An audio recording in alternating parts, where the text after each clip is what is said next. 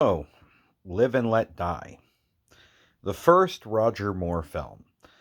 It involves a drug dealer who is trying to flood the U.S. markets with lots of heroin, basically getting them all addicted on opiates, essentially.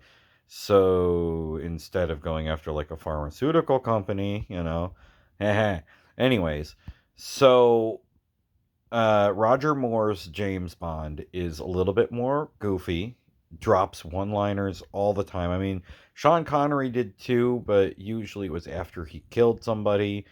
A lot of times, Roger Moore's dialogue was just that the whole way through. Um, and the villain, Mr. Big, or Kanaga, he had a poppy seed um, growing plant essentially, and he was harvesting it to turn it into heroin, and he was going to flood the entire U.S. market. And James Bond was sent to investigate after a couple of the other British agents were mysteriously killed. And during this time, he meets up with another agent and teams up with Felix Leiter, and this agent, she's new, but it turns out that she's actually working for the bad guys, and she dies very early. And then you also meet up with Quarrel Jr., who's I don't know if he's supposed to be the son of Quarrel from the first Bond movie, Doctor No, or if it's supposed to actually be him, but different actors, but it's just saying like there's a little bit of continuity there. Um, and of course, the main love interest of the movie, Solitaire, is a tarot card reading. Basically, she's supposed to be like a psychic, and she drew the card Lovers when involving, like trying to do the reading on James Bond because you know, he's got such magnetism and suave, debonair, uh, basically personality that he can woo anybody. And I'm just gonna say, when I was a kid, the first time I had watched this film, I thought that she was probably the best looking Bond woman I probably ever. And coming back to this, yes, she is absolutely stunningly gorgeous. Um, so he's trying to save her and free her from Kanaga. And of course, there's also Baron Samedeh, which he's a henchman. For some reason, I always thought he was actually the one in charge.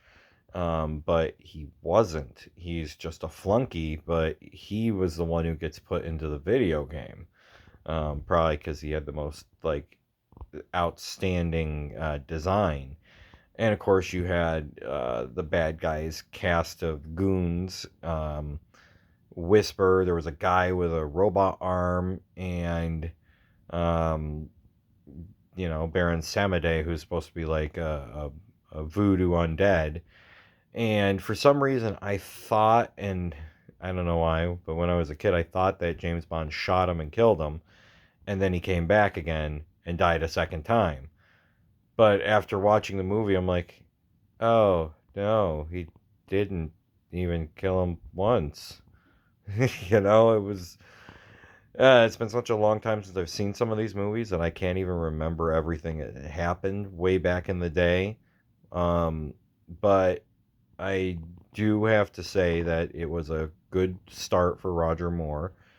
And he's incredibly clever. And of course, he gets a watch that has a bunch of different settings like magnetism, and it also has a spinning blade so he can cut himself out of ropes conveniently.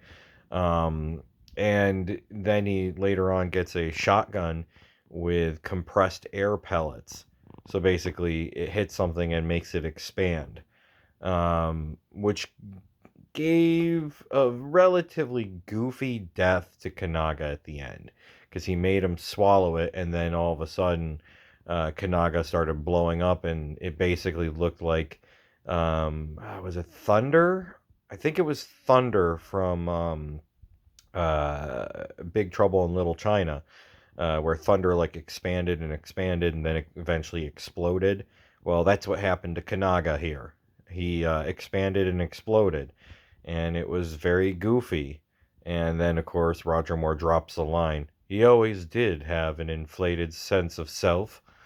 So, you know, lines like that just through the whole movie. But it's fun, and it was definitely a fun start.